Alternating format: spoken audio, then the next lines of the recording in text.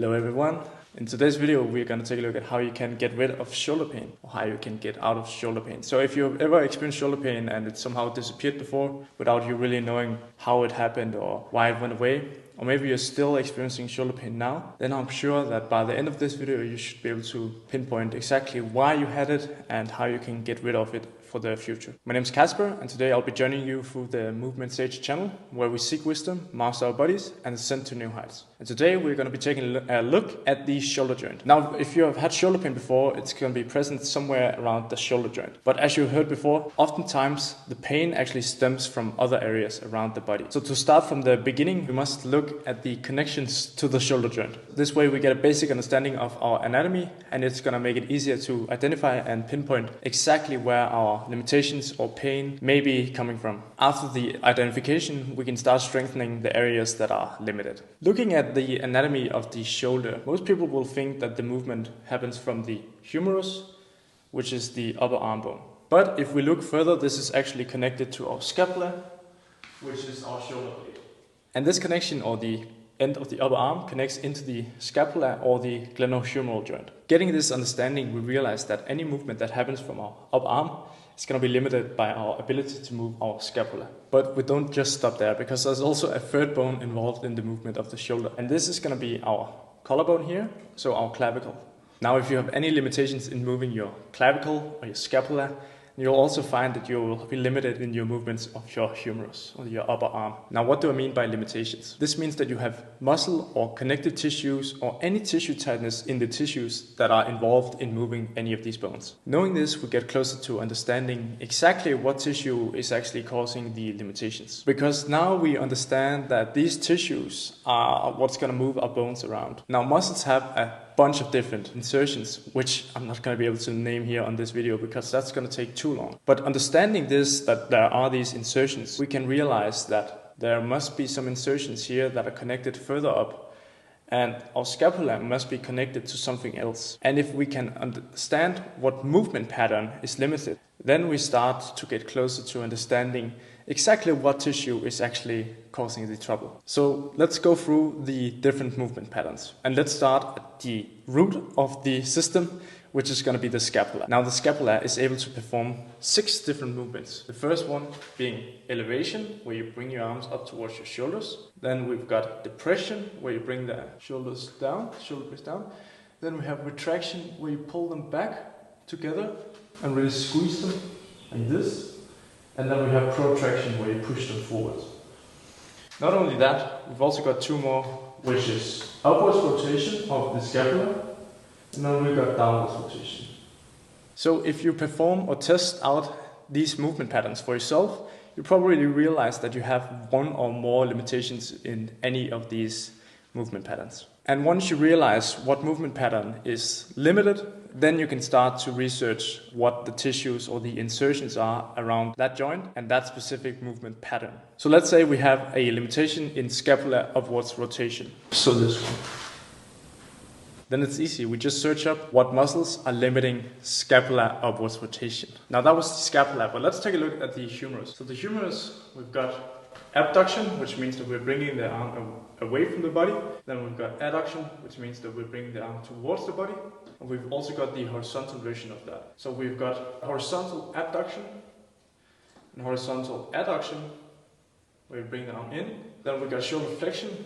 And as you'll notice here, in order to perform full shoulder flexion, we are just letting the scapula move with us. So, and of course the clavicle as well. So shoulder flexion means that we're bringing the arm up.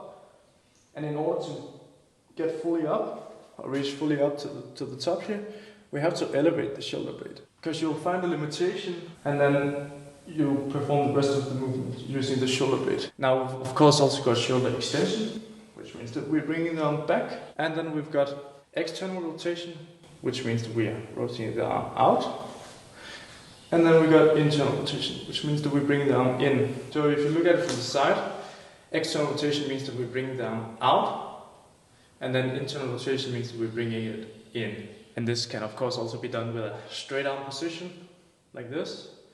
And as you can see, I'm moving the clavicle freely, and I'm moving the shoulder blade freely as well. Lastly, we got the clavicle, and this one is connected to the scapula, which means that it basically just performs the same movement patterns. So protraction, retraction, elevation, depression, some aid in upwards rotation and downwards rotation. Now, as I said, this is the system broken down into isolated pieces, but of course the human body doesn't work like that. The human body is more complex and it works as a system. So this means that all of these joints, as I just showed you the different movement patterns, they work together in unison. Because if you just perform the isolated parts, you're not gonna be able to go into the full movement pattern. So another example one more time with the shoulder flexion. I can go to here, and if I elevate up my shoulder blade, then I can go a bit further. I'll give you one more example. So let's take a look at the face pull. So let's say if I'm performing the face pull, I'm not only going to be moving from the humerus like this. No, in order to bring the shoulders all the way back, I'm going to have to use the scapula as well. Because in order to move the wrist from A to B as far back as possible, which is going to be here for me, I'm not going to stop where the movement of my humerus stops. No, if I need to go further back, I'm going to have to use the rest of the joints together in order to get the best distance. And oftentimes when you're doing exercises like the face pull, for example, you'll see people actually doing the opposite movement of what was intended. So if the intention was to do external rotation of the shoulder like this, you can see I'm bringing the shoulder out and I'm externally rotating in the humerus and bringing everything back here. But some people compensate that, so they will go from here and instead of pulling back, they pull in and they go into internal rotation instead. So a movement that was supposed to train the external rotation ends up training the opposite movement pattern of what was intended. For something like this, you may even see people moving their head around. So when they're doing the face pull, they go like this. Or you will even see them arch from the spine. And this is going to bring me to my next point, because what you'll find is that the neck muscles are actually connected to the bones that we were talking about before. Not to mention that limitations that appear in the neck is going to cause limitations down here in the sternum and in the rib cage. And that's going to hinder you from breathing optimally. So what happens when you cannot breathe optimally is that you limit the movement of your rib cage, or the expansion of the rib cage. And since the scapula glides around the rib cage, wraps around the rib cage, as well as the connection here with the clavicle, then you cannot move these two joints optimally. And that's going to limit your shoulder movement. So what you will see when people have tightness in their neck and their sternum is that they cannot retract their shoulder blades optimally. Then when they try to go for rowing movements, they'll try to row back as far as they can. And then when they get to the end, they arch from the lower back. Or if not, they stick their head forward. And then they perform the rest of the movement with a compensation. It may look like they're rowing a bunch of weight, but in reality what happens is that they put more fuel in the fire. Because now they're putting more weight on the muscles that are actually performing the compensated movement, which means that aren't training the muscles that were supposed to pull the shoulder blades back. So this means that they get super strong in the muscles that create the compensation, and the muscles that were supposed to fix the compensation, they totally neglect. Look, there's nothing wrong with rowing like this. It's just going to make your body more resilient in those positions, or in those compensated positions where you arch your spine, etc. I do have a concern though, because if you enter that position because you cannot get into the other position, then we have a problem, and that we need to fix. And I'm going to show you exactly how to fix that in just a moment. But for now, you at least understand why your problems keep occurring. Now here's another point. If we look at most of the basic fitness programs out there, so something with vertical press, vertical pull, horizontal press, horizontal pull, then we might have some isolation for the shoulder or the biceps or triceps or forearms or something like that. We got to look at these movement patterns, because if that's all we perform, then we've also got to get the protraction and retraction right, especially also the elevation and depression. We've got to get that right every single time we perform these movements. Because if we don't, then we are totally neglecting these movement patterns. So these programs, they work fine, and I'm actually a total believer in just doing the basics for years and years again, just getting strong in those movements. But there is a flaw that many beginners make in this template, because if you get the movement patterns wrong from the start, For example, the retraction there, because if you get into training and you have neck tightness and you teach yourself to row like that, where you cannot retract your shoulder blades, then you're going to keep that up for many, many years, and you're just going to get stronger and stronger and stronger in that position where you're not even retracting the shoulder blades. It happened for me, for example. I started out with pull-ups, and I wasn't even strong enough to do like scapular pull-ups or lat pull-downs. So I went to a more advanced goal without even having my movement patterns in check to begin with. And then I kept building strength like this, and it took me a long time to fix this. We're told that we should just keep our shoulder blades retracted whenever we do rowing, and also when we do benching, keep those shoulder blades back together and down. Also for the overhead press, to keep it back down, blah, blah, blah. And then we're told that this is the position we want to be in, so we strengthen that. So we're not as strong, say if we were to do protraction where we move out of this position. So I actually prescribe, for example, bench pressing. I would just let the shoulder blades glide freely. Also for rowing, just let them move freely. For the protraction, for the bench, like in the top, just press them forward. This may not make you the strongest, but it's gonna keep your shoulders healthy, and that's why we clicked on this video in the first place, right? Now, I'm not saying that we should always go through a full range of motion, because if we have to go through a full range of motion with the weight we're used to, then we wouldn't be able to enter that position because it's gonna be too much load for our body. So that's why partials are good. So it's good to, of course, build the strength in those positions, but then what we will do is we will fix our limitations or our weaknesses using these movement patterns that move through a full range of motion. And again, if we don't move through a full range of motion, we're basically signaling to our body that we don't use this part, and so it becomes stiff, then we don't enter it, then we don't train it, then we don't signal to our body that it needs to get stronger in that position, and so we become weak and we become fragile. And then we maybe become injured. So of course we want to avoid this, and we want to keep up our movements so that we are able to move pain-free and actually go through those full range of motions. So now I want to take a look at a book called Anatomy Trains, written by Tom Myers. So all the credit, of course, goes to this guy. And he's one of probably many people who have laid out the connective tissue connections or the fascicle lines that run through our body. Now take the front arm line, for example. It illustrates a connection that runs all the way from our wrist or thumb all the way up. And understanding this key aspect is often missed in modern day strength training, especially when it comes to stretch strength. So when you train the body through normal compound movements, like for example the bench press, you can see that this chain here, the front arm line, the tension is actually broken on it. So this means that we're not teaching our body to be strong through multiple joints at a time. We are to a certain extent, of course, but you get the point here. See, I'm stretching out the entire fascicle lines in unison, and then if I train like this, for example with a fly, then I'm teaching my body to be strong through multiple joints at a time. So when you are only training your body through those exercises like the bench press, for example, where you're breaking the chain, then when you get put in a position where you need to be, or it's required for you to be strong in those outer ranges or those extreme ranges across multiple joints, then you're probably going to get injured and your tissues are going to snap, and we of course don't want that to be happening. So let's say, for example, in martial arts, where you put in an armbar like this, there's going to be a lot of tension not only across the chest here, in the shoulder joint, but also across the elbow joint. And this is going to put a lot of tension on your connective tissues, and of course the rest of your tissues, because it's not the connective tissues we train in isolation. We of course stretch all of our veins, vessels, all the nerves, and the muscles just get lengthened more and more. And then when you're put in this position and you haven't trained it, boom, there's a bigger chance of you getting injured. You may even find with the Smith curl exercise, people that can bench a lot of weight,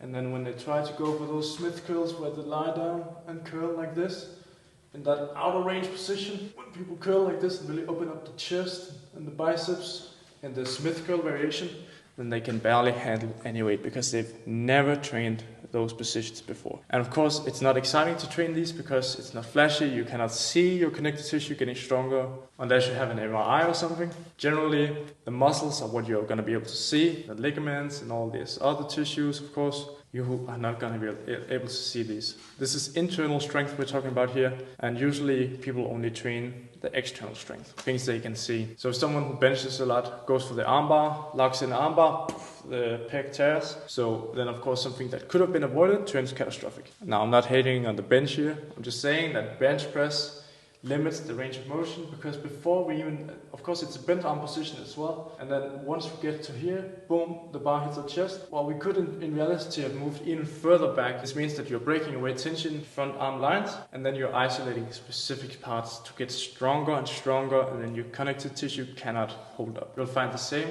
if you try to stretch your chest with a bent arm, then you're probably not going to feel too much, but as soon as you straighten the arm and try to go for that stretch, boom, you'll start to feel it throughout the entire arm. Now again, does this mean that we shouldn't be benching at all? No, because you will find positions all throughout life, and probably you'll find more positions where you need to get stronger at the bench press. You'll find positions where you need to get stronger. In bent arm position, for example, if you're pushing someone in a game, or if something hits your arm and you have to be able to resist this force. But you'll also find yourself in situations like with the armbar, and this of course works all around the shoulder joints. So there are many things we need to focus on, and I'm going to show you exactly how to do all of this. So looking at the rest of the arm lines, you can see that in order to stretch them out, you need to bring them as far away from each other as possible.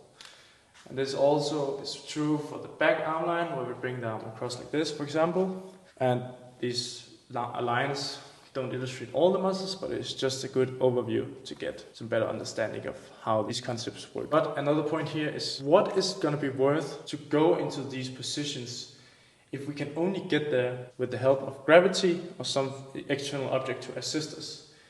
So the point here is that these lines are opposite to each other. So when we lengthen one side, we're actually shortening the back side up. Like this, for example.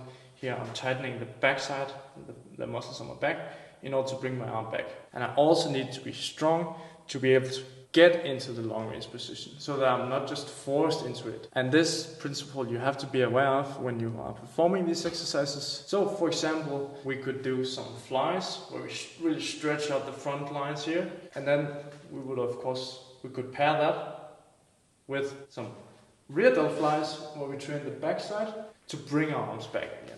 So now you understand the basic principles of why you probably have your shoulder pain in the first place. Now this next part, it's probably not going to address your specific situation. So if you want specific help, you can of course book a consultation call with me in the link in the description, and we can have a chat about how we can go about with your situation. But for the general population, you'll find that people are hunched over like this and the head sticking forward.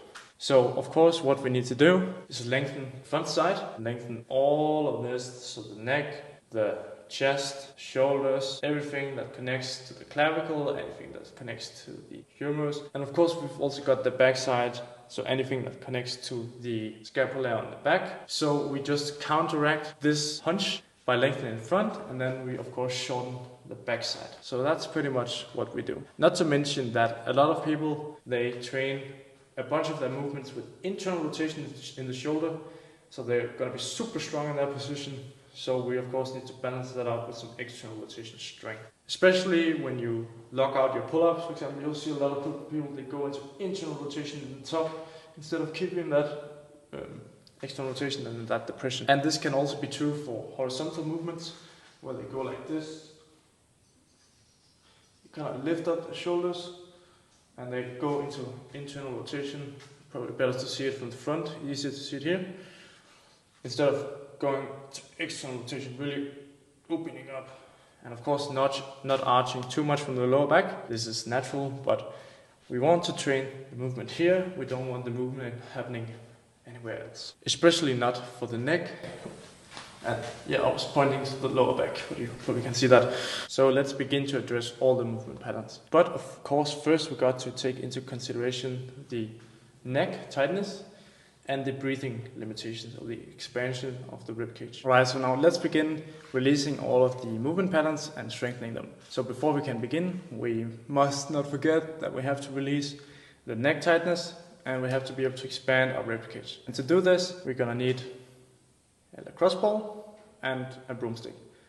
And we'll see, you can probably just use one of them. So what's gonna happen is that we find a door frame somewhere else where we can put our head through. Then we're gonna place the lacrosse ball on our trap, and then we just start to release it. So you'll find somewhere on your trap, and once you're here, you just stay in the same place all the time until you feel the tension going away. You'll probably ask me like, how long time should I do this for? You should do it until you feel the tension is going away and that you're not getting any return from doing this exercise anymore. You can always come back another day and then do this over a period of time. And then if you do it enough and you're consistent with it and you fix the rest of the stuff that I'll show you, then you don't have to worry about releasing probably anything in a really long time. So this is going to be the same effect as if you go to a physio or if you go to get a massage or something. But on this channel, we do it ourselves. Find some spots and just put it wherever and then try to bring the head away, for example. Do whatever you want. You can move your head around to release any tension that might have been built up to get some movement in there. And you do this for both sides, of course. Now I'm going to show you the next exercise. So we just put a broomstick up against the wall like this. Then we drop down here. And we place this where you have some tension. And then you just push with your feet on the ground until you feel that tension being released. For the ball, you could really get the back part. But for this one, you can get more into the lateral side, so the middle part. There's even a possibility that you could hit some of the front side, really get down into the clavicle there. And really. So just position yourself wherever you can release some tension and slowly let it release. Now, another thing you can do, just take your fingers and you're gonna have to search up where the insertion points are here. Get down under the clavicle and really press to release the anterior side here. So you're gonna do that with your fingers. You can even release some stuff here on your sternum. Yeah, that's going to be helpful as well. Alright, next one is the levator scapulae stretch. It inserts somewhere around here on the shoulder blade, then up the neck. So what we'll do is grab onto the bench here. Really try to relax the arm here, put it down, and then bring the head down, so like out in front. Push it out, down to the side, and then look down like this. And then you gotta take some deep breaths, really exhale as much as you can. And you do this probably 10 times, like 30 to 60 seconds at a time. And then you should be able to feel that release as well. You should be able to feel it down into your shoulder blade, right at the top there. And you do this on both sides, of course. Alright, this is the neck stretch. So we grab one shin here, the other arm supports here. And we try to keep the head to the side like this. And then you should feel stretch down through here in the anterior scalene muscles. And what you can do is extend the leg and you should be able to feel a nice stretch. So what you don't want to do is go into internal rotation. You want to try to keep that external rotation of the shoulder. Then you should be able to feel a much greater stretch. And you can even try tucking your chin like this. And then of course do the deep breathing. And what you want to do is push your head into your hand. So this one is going to be more of the lateral side. So with the arms straight. And then we try to just lean the head straight to the side. So don't rotate it anywhere. This is another good stretch. I have a fourth for you actually. It's just to do like rotations like this. Those should help release your neck. And already from this, you'll probably feel a lot more freedom in your shoulder movement. And you'll probably feel that your shoulder pain is already going away just from doing those exercises. So what I will do is just pick 2 of them and do it a few times a week, or you can even do it every day just to really speed up the process. But of course you gotta remember that stretching is pretty much just strength training. So you have to recover between sessions, and if you're overtraining, you will have diminishing return on your results as well. So the focus of these next stretches is of course to take deep breaths as well as bring the head as far away from the clavicle as possible. And I'll also bring the head as far away from the scapula as possible. I would say that most people have some constant elevation going on in the shoulder from stress, and this is just a natural reaction. So getting rid of this first is going to allow you into those deeper stretches in the other movement patterns. So now we got to the root of the problem, so let's move on. Right, so now we've released the tension in the neck. But how do we find a way to strengthen them in those lengthened positions so that we get stronger in those positions and that we keep up the work that we just did? And I'm going to show you how to do exactly that now. So one exercise would be these standing arches against the wall. Try to go back as far as you can.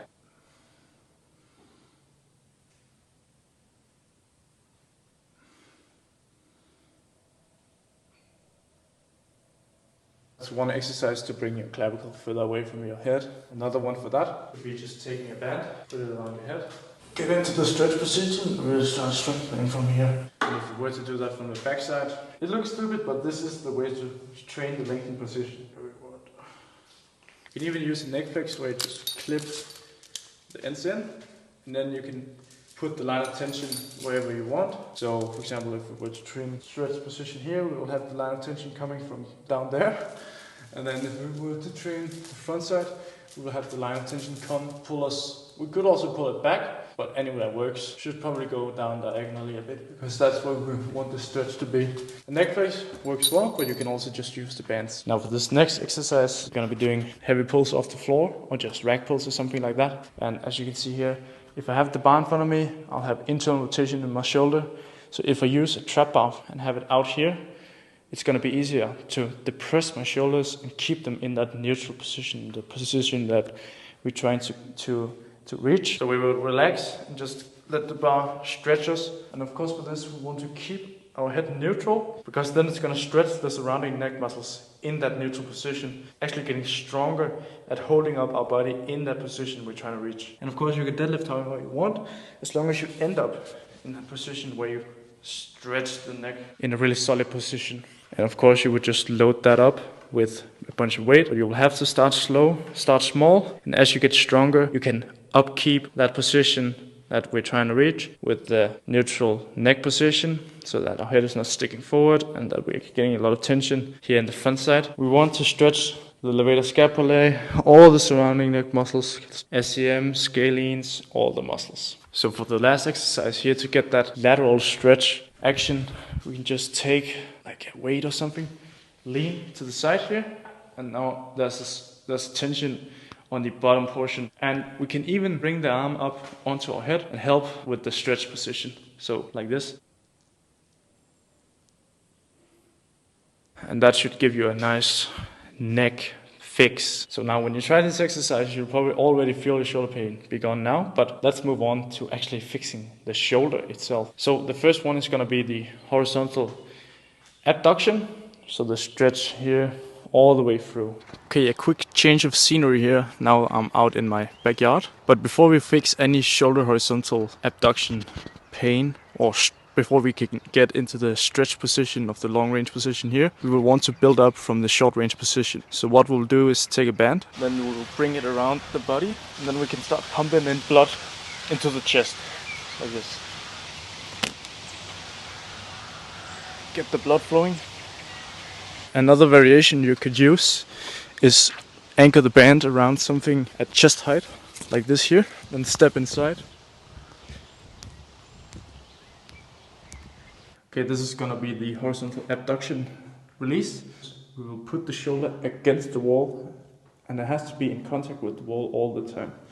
Then we walk the hand around as far as we can. Sometimes you feel a better stretch here, further down.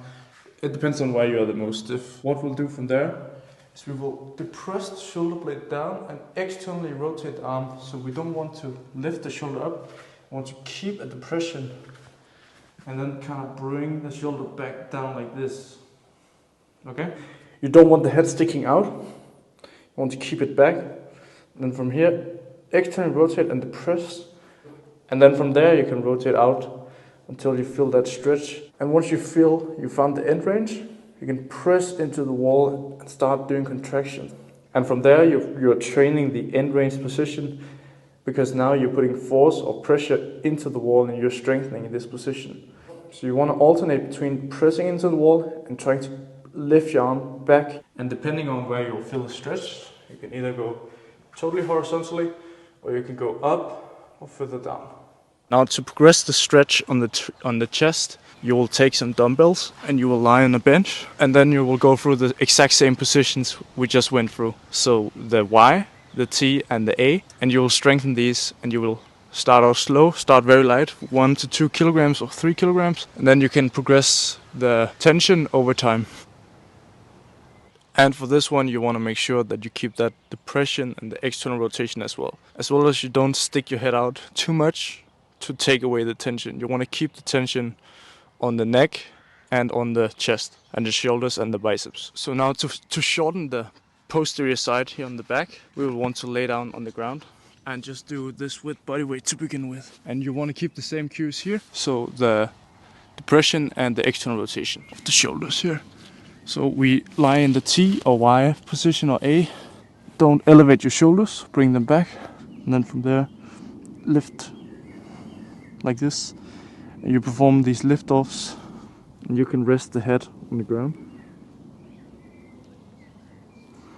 And what you want to do here is find that second gear. So in the beginning you cannot lift the arms too much.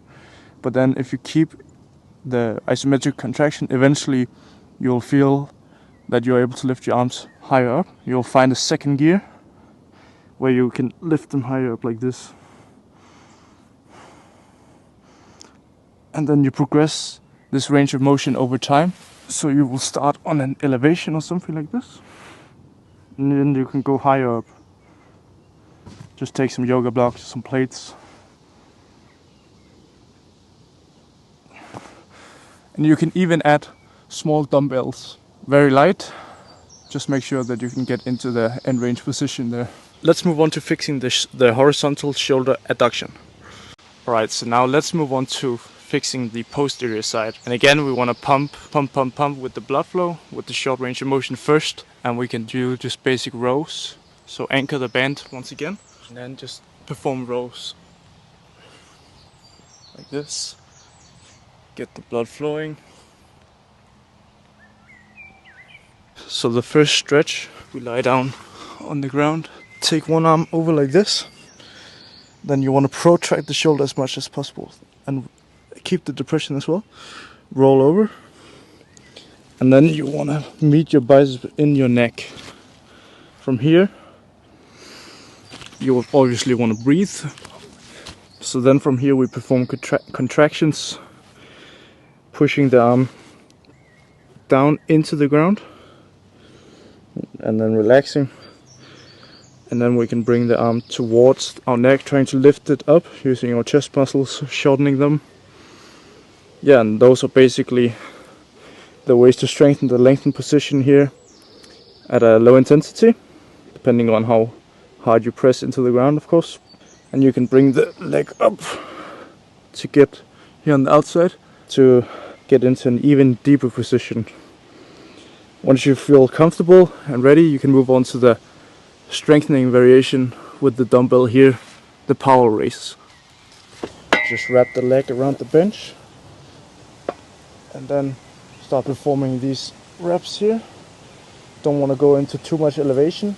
Try to keep the depression as well, and the retraction and the external rotation of the shoulder. And in the bottom position you should feel that stretch. You can even just perform partial repetitions down here. So you would rotate back a bit to help gravity assist you into the deep position, and then you perform reps here. And of course you can progressively overload this over time. Now, how do we strengthen the shortening side then? We could use a machine and sit sideways like this, a chest press machine, and then press this way, this direction, to get that squeeze here. So the line of tension coming in through here. And then you would press out, or you could lie down somehow, create the same setup on the bench. Lie down like that, press up here, sideways. That gives me pretty nice tension there in the short range. But I haven't worked too much on this one. This one didn't fix my shoulder pain. It was more so the other exercises that I will show you. Now let's look at shoulder extension. Of course we want to use the band one more time. We need to pump in the opposite direction, so that would be shoulder flexion here at the top. So we basically just take a band like this. That should get your shoulders warm, and then we can move on to lengthening. So I'm just gonna put some videos here up on the screen. So the first variation we can use is the low intensity, just stretching with body weight. So we bring our arms behind us and we want to put them into retraction and depression. And if we feel any tension on the neck, we just want to step it down a notch. Don't bring our arms too far back that our head is sticking forward. We just want to feel that tension in the front side of the shoulder here, the anterior side. So then we get into the position So we press our hands into the floor and put tension against the floor there to really strengthen that end range position. Another contraction we can perform is trying to lift the arms up from the floor to shorten the backside. So to progressively overload this exercise, we can do this hang variation on the rings or on any bars, a barbell or something like that. We just try to hold up our body weight in that lengthened position to build up that strength over time. Another variation we can use is here on the bench. We just start at an incline, take the dumbbells, start light, and then we perform shoulder extension here. Over time we decrease the incline and we make it into more of a decline with our upper body here. And you probably want to elevate the bench so your arms don't hit the ground, but I'm just going to demonstrate the exercise for you. And yeah, you could be doing curls, but you could also just be holding that stretch position.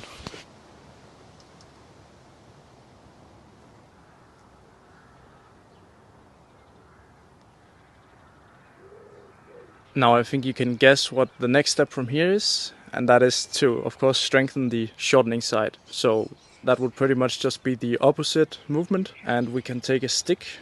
I'll show you now. Okay, so what you want to do is take a stick, and you want to make sure that you grab wide in the beginning, and then you narrow in over time as you get stronger and more flexible. So you want to stand against some wall or surface that makes sure that you don't compensate. And then from here you want to keep the neck in the same position, tuck the chin, tuck the ribs, and then you want to bring the shoulders into external rotation and depression. And then from here you want to try to lift up as far as you can while keeping those cues we talked about in the beginning. So we want to lift up, and here on this exercise you can probably also find that second gear we talked about with isometrics. So I would perform repetitions first, and then probably just finish off with some isometric contractions, trying to get that last, squeeze out that last energy there. Yeah, and over time you can just add weight plate here in the middle, in the center, and progressively overload like that. Alright, now we want to work on the shoulder flexion pattern, and this basically means that we're stretching the arm overhead to perform the pump or the blood work here, the short range pump work. We want to anchor a band up high, and from here we can start pumping the lats, which is the opposite direction. So we just go into shoulder flexion and pump down here.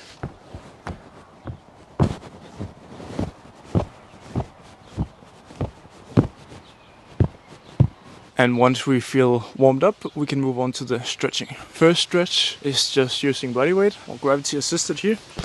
We pretty much just put our arms on a bench like this, and then we want to tuck the tail here, boom, and then we want to go down, sink down deep, and really feel the stretch here on the lats. And we of course want to elevate the lats because we're trying to get as much elevation as possible. Or the scapula. So we want to elevate here and then sink down deep, tuck the chin.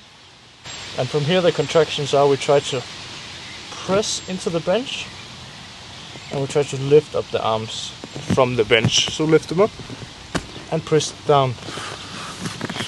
And we can do yet another stretch for that. Just do it on the pillar here. We can also perform this lean away stretch to isolate one lat at a time. Right, so the key here is to elevate the shoulder blade as much as possible, and we want to grab with a supinated grip, where we imagine we're holding a soup here, because the lat performs internal rotation, so we want to go into external rotation to stretch it fully. So we grab onto the pillar or beam or door frame in the external rotated position, and from here we play around, find the stretch where you feel the stretch for you. Could be going through here under, more to the back.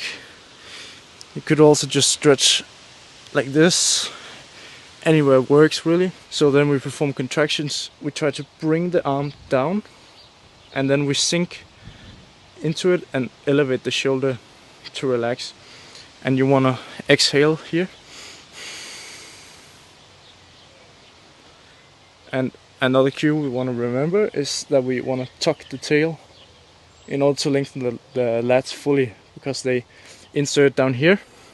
So in order to stretch them, we will need to bring them as far away from the top point here as possible. Do this on both sides. Alright, so now to turn this into progressive overload and overload the stretch on the lat, we can either use dumbbells or we can use a broomstick or something like that. Loading it up to get us into the stretch.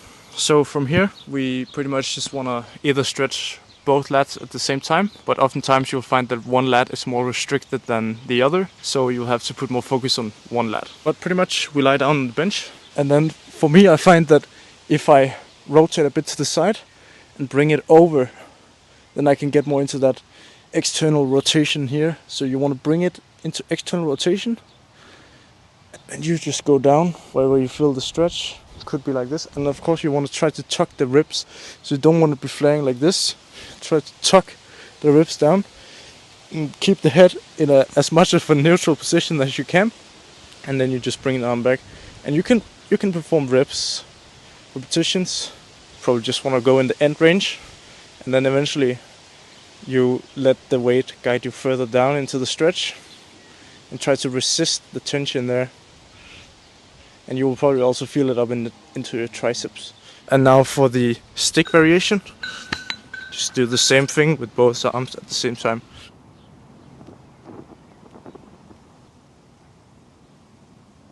Now to strengthen the shortening side, what's the opposite movement we want to perform here?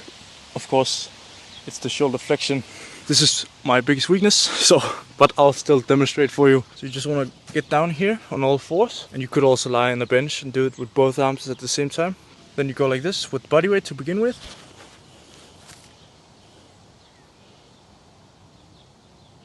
And again, you want to find that second gear. And yeah, I'm really trying my best here, but this is one of my biggest weaknesses, as I told you about. But this will help you, and eventually you can overload this with dumbbells, which is gonna be really tough for my long arms and the lever there. But yeah.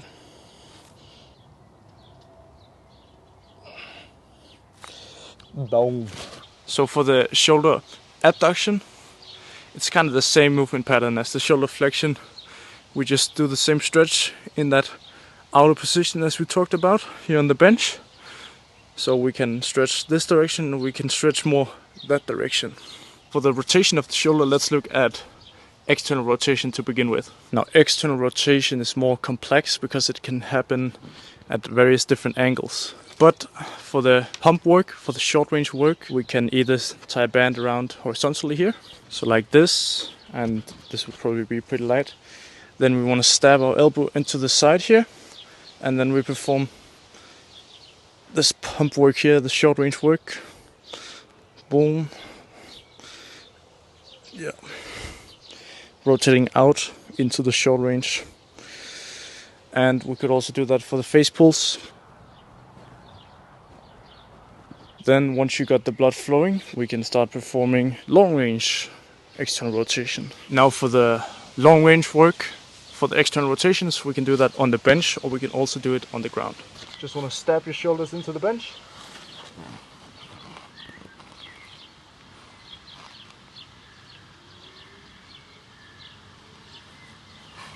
And to start out gentle, for the external rotations, we'll just lie down on the ground.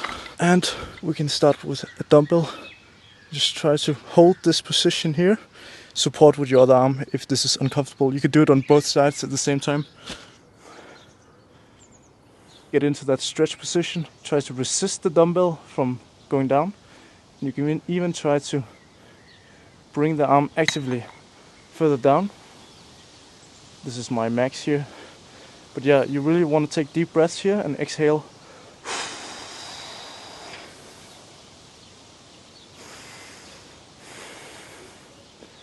To get into that full position there. And you can even do this on the side like this. Here. Now with the variation there on the bench, we can also do that here on the ground. Do raises like this. But oftentimes you'll find that you can get into a better position once you are more rotated here, because there's less of a stretch than if you go into this position here. It's gonna be more of a stretch. So the gravity is not gonna assist you as much because you cannot bring your arm as far down as if you do it here. And the opposite of that would just be internal rotation of the shoulder. I'm just gonna show you now. So we stand like this, and then we bring the arm in here. We can use a cable or some form of pulley. Just get that strength in this position here. And you could even do it lying down. So lying down like this, performing active reps here. It's kind of easy to compensate this, so you would have something block your arm here, and then rotate down as far down as you can go into the internal rotation position there for the shoulder. And it's very easy to compensate by lifting the shoulder blade up, and at all times we want to keep that down, so we are only rotating from the humerus, the upper arm bone there, and not elevating the scapula. So that was the external rotation strength in the end range position there. So to get more internal rotation inside here, to stretch that, because this is the external rotation long range position there, it starts in internal rotation. Right, now let's move on to the final part, which is the ones that I had the most trouble with. So this is also the one that I had the highest return on investment with in terms of restoring my shoulder ability. So this one was the ability to enter or access the external rotation flexibility here. To gain more external rotation flexibility, we want to strengthen or stretch, it's pretty windy here, we want to stretch the internal rotation of the shoulder in the long range position. So of course, to start out with, we want to warm that up with the short range internal rotation. So we just use the exercises that I just showed you. And then after that, move on to lengthening the external rotation position. So the first variation that I found helpful was doing this elbow stab stretch. So you put the elbow into the hip joint here, and then you place one arm on the side. And you basically want to press the arm down, the shoulder blade down, and external rotate the arm. And from here, you bring the arm back. You can even hold onto the arm here with your other arm, like this, and then you rotate back. And you should feel a nice stretch down through here, even up through the neck. And of course you want to take deep breaths. I'll show you from a better angle.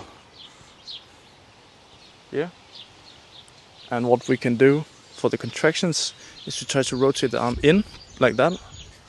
So we do that into the wall. And the other contraction we can perform is trying to rotate the arm out, away, or into the wall, the other side. So we try to rotate out, and then we press in, boom. So that's the first basic stretch. You could even do that using a dumbbell. So you would lie down here, same position, elbow stab stretch, and then rotate the arm out. Boom. Should feel a nice stretch through here. Start out light. Now if you have a ton of shoulder problems, you'll feel your neck sticking out, and in order to even enter that position to feel the correct stretch, you will have to elevate your head or your neck or something with a block. So lie down here. So have the head sticking forward, because you don't want to be flaring your ribs too much. You want to tuck the ribs down, but once you do that, you'll feel your head sticking forward. So to rest in the beginning, put your head on a block, tuck the ribs, and then from there, perform the same exercise we just did. And you should feel a much better stretch already from that. Now, the next part, we could also do that up here. So we would lie here and then have the arm abducted out to the side. Boom, feel the stretch. And you could probably even elevate the elbow onto something so you can get into the deeper ranges there. And of course the same contractions we will use as for the other exercises. So we will try to actively bring the arm out to strengthen the backside there. And here we want to take the deep breaths as well. To fight to get into that position and then relax. And once you get better, you just remove the block and do the same thing. The next part is pretty much just to overload that. So we put the blocks down and then we just overload the position. So we rotate out to the side and then we just overload this with more weight, and over time we can pull more and more. Eventually we get super strong in that position there, and we probably won't be having shoulder pain anymore. You could also do this exercise here on the bench, which helped me a ton, because now you can get into an even deeper position using this variation. So I'm just going to show you. Now we will do the exercise here on the incline bench, and you can have a slight incline of 15 degrees if you want. You could also just have it completely flat, depending on your specific flexibility level and where you will have gravity line up to your external rotation flexibility. So we just take the dumbbells here, start light, maybe 4 or 5 kilograms is enough, and then progressively overload this one over time.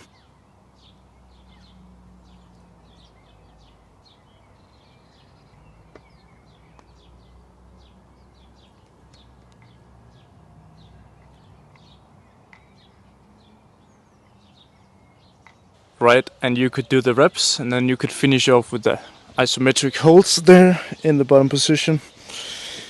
And another variation of that is using the stick, and this one is not that wide, but I will use a wide stick to get, I'll probably hold at this width to get the correct rotation there.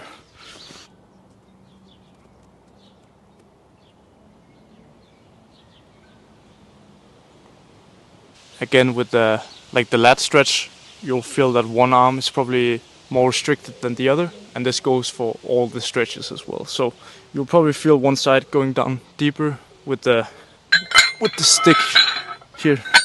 But yeah, another cue is to actively try to bring your arm back.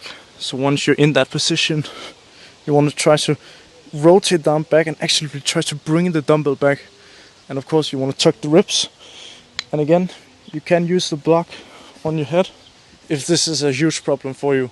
And then you bring the arm back, boom, like that. And as you can see, for me, this is perfectly lined up with gravity to give me that perfect stretch with the incline. Over time, I've seen some people sit against the bench, and because over time you will increase the incline there, they are able to go all the way back, like bring the arm all the way down. I'm nothing near that level yet, but and as you can see, this is the entire external rotation pattern here, starting from the bottom into that stretch.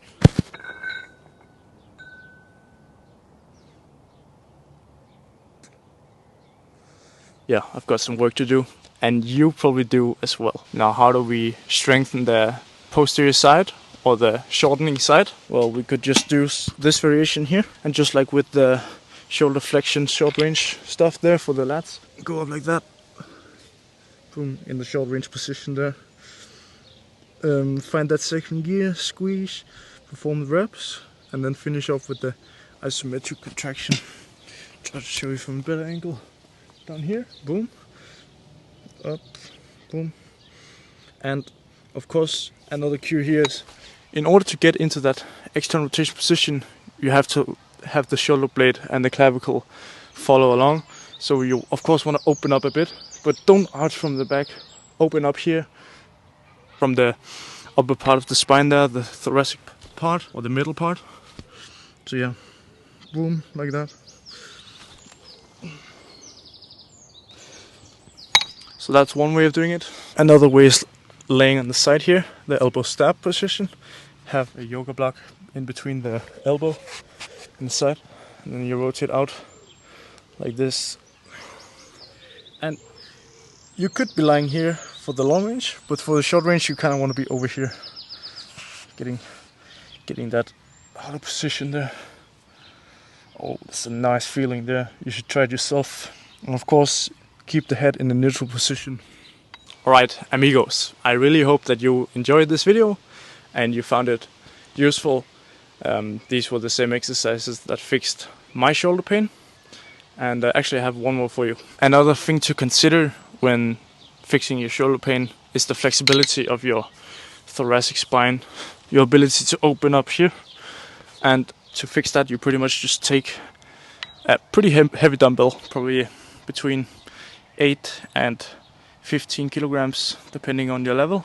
Set up against the bench on the side, boom, and then you hit the thoracic part of the spine, the middle part there, and then you just perform these pullovers, and this one is only like 3 kilograms, so it's not nearly enough. But yeah, going into that stretch. And of course you want to line that up with gravity to help assist you into the deep position. And to progressively overload that exercise, you want to set up the bench here, and then you want to have a squat rack over here with a barbell that you can hold onto to make sure it doesn't move. Then you want to lay over the bench, and then eventually you want to try to lift your legs off the ground with your entire spine bending. But in the beginning you'll just perform those isometric contractions, trying to lift the legs up, but you're probably not going to be able to do that. Try to support your own body weight as much as possible. So yeah, I really hope that you enjoyed this video. Those are all the exercises. I just gave you my secret sauce.